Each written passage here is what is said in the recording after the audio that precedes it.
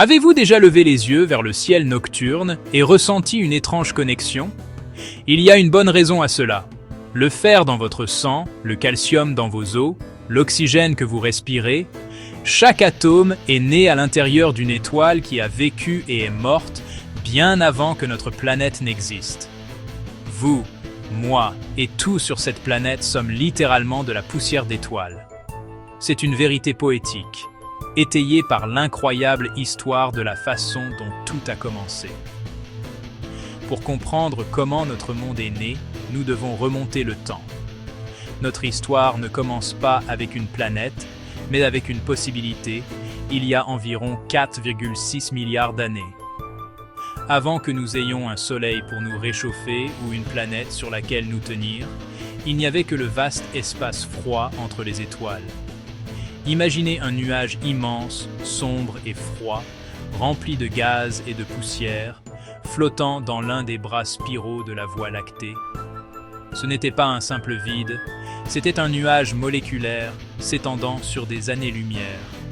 Cet endroit était rempli d'un potentiel incroyable, une pouponnière stellaire attendant la naissance de nouvelles étoiles. Pendant des millions d'années, ce nuage fut dans un équilibre délicat. La pression externe des molécules de gaz dispersées équilibrait parfaitement la gravité douce mais constante qui tirait vers l'intérieur. C'était une recette du livre de cuisine cosmique, faite de l'hydrogène et de l'hélium primordiaux du Big Bang. Mais il était aussi riche en une quantité précieuse d'éléments lourds, carbone, silicium, fer, tous forgés dans les réacteurs nucléaires des générations précédentes d'étoiles massives.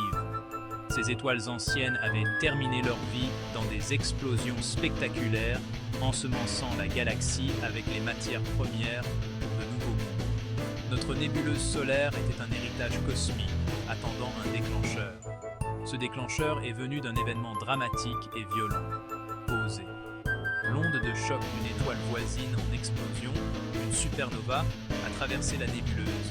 Ce choc cosmique a suffi à perturber l'équilibre délicat du nuage, provoquant la contraction de poches de gaz et de poussière. Une fois l'équilibre rompu, la gravité a pris le dessus. Les régions plus denses ont commencé à attirer de plus en plus de matière. Un lent et inéluctable effondrement a commencé. Ce qui était autrefois un nuage diffus a maintenant commencé à se déplacer vers un centre commun. À mesure que le nuage s'effondrait, il a commencé à tourner. Et à mesure qu'il se contractait, cette rotation s'est considérablement accélérée en raison d'une règle connue sous le nom de conservation du moment angulaire. C'est la même raison pour laquelle une patineuse artistique tourne plus vite lorsqu'elle ramène ses bras vers l'intérieur. Le nuage, autrefois vaste et diffus, se transformait maintenant en un vortex compact et en rotation rapide. Ce mouvement de rotation a empêché tout de s'effondrer vers le centre. Au lieu de cela, la matière s'est aplatie en une vaste forme de disque en rotation, tout comme la pâte à pizza est étalée pour faire une base de pizza. Cette structure, connue sous le nom de disque protoplanétaire, est une caractéristique commune de la formation stellaire que nous observons maintenant dans tout l'univers. Au cœur de ce disque en rotation, la gravité était la plus forte. La majeure partie de la matière du nuage, plus de 99%, s'est accumulée au centre, formant une boule dense et chaude de gaz appelée proto-étoile. C'est là que la pression et la température ont grimpé à des niveaux incroyables, atteignant des millions de degrés. Finalement, un seuil critique a été franchi. Le noyau est devenu si chaud et si dense que les atomes d'hydrogène, les éléments constitutifs de l'univers, sont entrés en collision avec une force si grande qu'ils ont fusionné pour former de l'hélium. Ce processus, la fusion nucléaire, a libéré une quantité colossale d'énergie. Avec un éclat de lumière et de chaleur brillant et soutenu, posé, notre Soleil était né. Posé. Une étoile s'était allumée et le système solaire était rempli de lumière pour la première fois. Cette jeune étoile n'était pas seule. Elle était entourée d'un disque protoplanétaire en rotation, un vaste disque de gaz et de poussière résiduelle qui allèrent bientôt former toutes les planètes, les lunes et les astéroïdes de notre système solaire, y compris notre future maison, la Terre. Le puissant rayonnement du jeune Soleil et le vent solaire intense ont commencé à sculpter ce disque, poussant les gaz plus légers, comme l'hydrogène et l'hélium, vers les bords extérieurs. Posés, dans les régions plus denses, où la chaleur était la plus intense, seuls les grains plus lourds, rocheux et métalliques pouvaient survivre. Ces particules résistantes étaient les graines originales des mondes terrestres, les éléments constitutifs d'une planète encore à naître. Dans ce vaste disque de gaz et de poussière en rotation autour du jeune Soleil, un nouveau monde attendait de naître. Tout a commencé par le plus petit, d'innombrables particules de poussière minuscules, pas plus grandes que des grains de fumée. Ce n'étaient pas de simples roches inertes. C'était un mélange complexe de silicates, de composés carbonés et de glaces d'eau, tous tourbillonnant dans une danse cosmique. Dans cet environnement froid et immense, la première force qui les a maintenus ensemble était étonnamment familière. Au début, l'électricité statique les a fait s'agripper les uns aux autres, un peu comme un ballon qui colle à vos cheveux après que vous l'ayez frotté. Les petites collisions n'étaient pas destructrices. Au lieu de cela, ces particules chargées s'accrochaient les unes aux autres, formant des amas fragiles et délicats. À travers ces millions de rencontres douces, les petites particules sont devenues plus grandes, puis des cailloux. Ce processus, appelé accrétion, était lent et demandait de la patience. Sur des milliers d'années, ces accumulations de poussière délicate se sont transformées en corps solides, de la taille d'1 centimètre à celle d'1 mètre, créant un disque qui grouillait maintenant d'un essaim de procailloux. Au fur et à mesure que ces amas grandissaient, une nouvelle force commençait à agir. Leur propre gravité, auparavant insignifiante, devenait maintenant significative. Elle commençait à attirer davantage de matière du disque environnant. Cette concentration gravitationnelle était un tournant. Plus un objet devenait grand, plus il collectait efficacement ses voisins. Telle une boule de neige dévalant une pente, elle accumulait de plus en plus de masse. Les cailloux devinrent de gros rochers. Les gros rochers entrèrent en collision et formèrent des corps de la taille d'une montagne. Le système solaire devint un endroit beaucoup plus violent. Ces corps en croissance étaient sur une trajectoire de collision cosmique où ils s'écrasaient, se brisaient et parfois fusionnaient. Pendant des millions d'années, ce processus continu de collision et de fusion a conduit à la formation de corps de plus en plus grands. Finalement, des corps de plusieurs centaines de kilomètres de diamètre ont émergé. C'étaient les blocs de construction des planètes, les planétésimaux. L'espace était chaotique, encombré et désordonné. Une boule de démolition de roches et de métal, où seuls les plus forts et les plus chanceux survivaient. Chaque collision ajoutait de la masse, rendant les survivants plus grands et plus dominants gravitationnellement. Les plus grands d'entre eux étaient maintenant des protoplanètes, des embryons planétaires en route pour devenir de véritables mondes.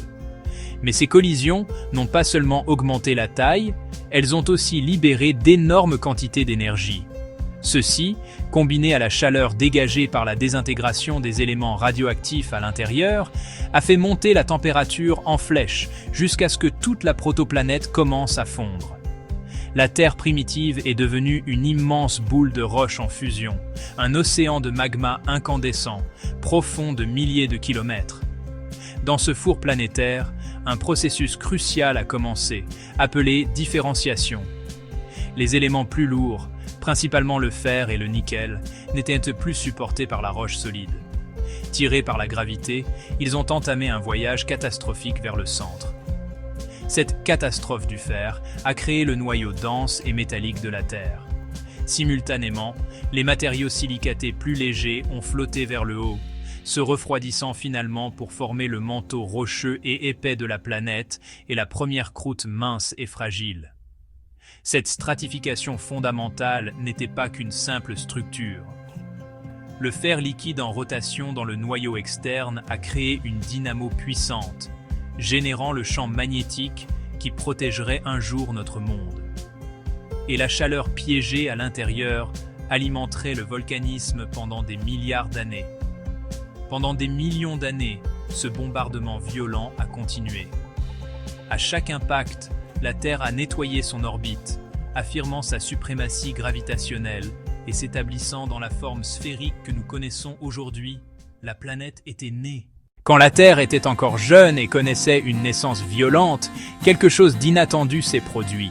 Il y a environ 4 milliards et demi d'années, notre Terre, alors encore majoritairement en fusion, n'était pas seule dans l'univers. Une protoplanète de la taille de Mars, nommée Theia, était en route de collision avec elle. Theia n'a pas seulement heurté la Terre, ce fut une collision énorme et catastrophique qui a tout changé. Cet impact a vaporisé d'énormes quantités de roches et a projeté des débris dans l'espace. La majeure partie des débris n'a pas disparu. La gravité de la Terre les a maintenus piégés dans un anneau chaud. Le noyau de Theia a probablement fusionné avec celui de la Terre, augmentant ainsi notre masse et notre densité. Au fil du temps, les débris se sont accumulés en orbite. La gravité a attiré les morceaux ensemble, tout comme une bonne brioche finlandaise reste bien compacte. Et finalement, cela a donné naissance à un grand corps céleste, la Lune. C'est la théorie de l'impact géant, l'explication la plus acceptée de la naissance de notre Lune. Elle explique la composition de la Lune, qui ressemble au manteau terrestre, et son noyau de fer relativement petit. La gravité de la Lune a ralenti la rotation rapide de la Terre, passant de 5-6 heures par jour à 24 heures. Et elle a stabilisé l'axe de la Terre, ce qui a empêché de fortes oscillations. C'est ainsi que nous avons obtenu des saisons prévisibles, une condition fondamentale pour le développement d'une vie complexe, tout comme les Finlandais planifient leur calendrier en fonction des saisons. La Lune n'est pas seulement une belle lumière dans le ciel nocturne, c'est un ancrage crucial pour notre planète. Notre petite planète est née au milieu du feu et de la vapeur, un monde encore sous le choc de sa naissance violente.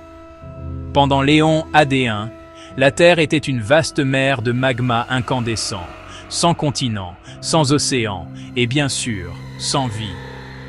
Sa surface était fondue par la chaleur résiduelle de sa formation et le bombardement constant de l'espace, une mer bouillonnante de roches incandescentes.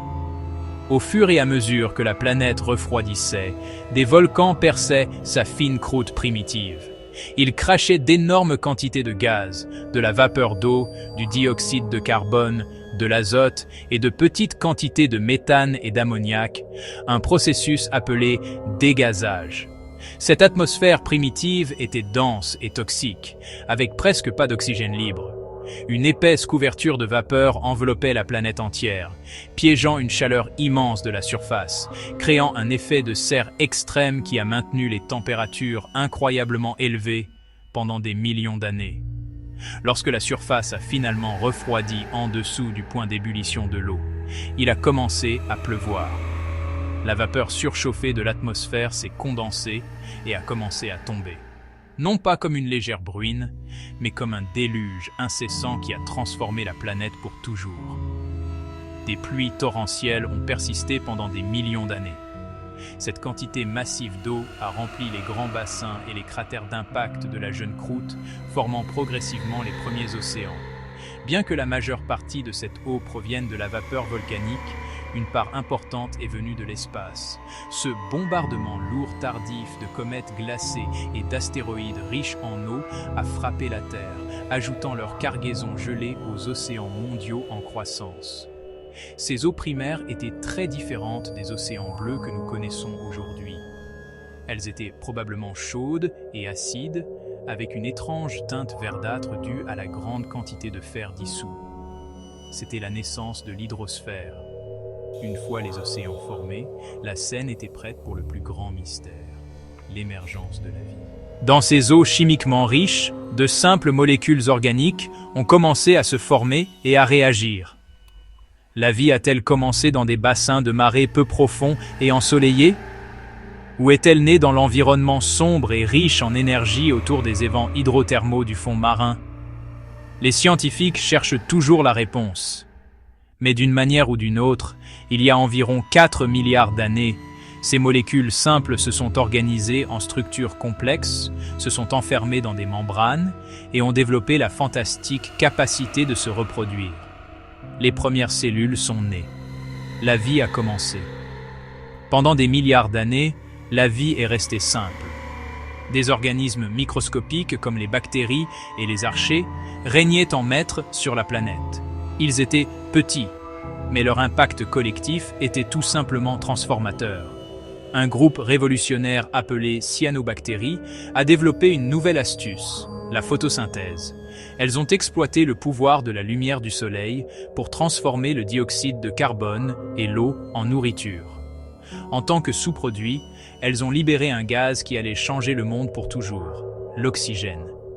Pendant des millions d'années, cet oxygène nouveau a immédiatement réagi avec le fer dissous dans les océans, le faisant précipiter et s'accumuler au fond marin. Les océans ont littéralement rouillé. Une fois le fer épuisé, l'oxygène a finalement commencé à s'accumuler dans l'atmosphère, conduisant au grand événement d'oxydation. Pendant ce temps, la surface de la planète était en mouvement constant. La croûte en refroidissement s'est épaissie et s'est fracturée en grandes plaques tectoniques. Ces plaques ont commencé à se déplacer, à entrer en collision et à se subduire, recyclant les roches et les produits chimiques. Ce moteur géologique a créé une boucle de rétroaction cruciale qui a aidé à réguler le climat mondial pendant des millions d'années, faisant de la Terre un foyer plus stable pour la vie.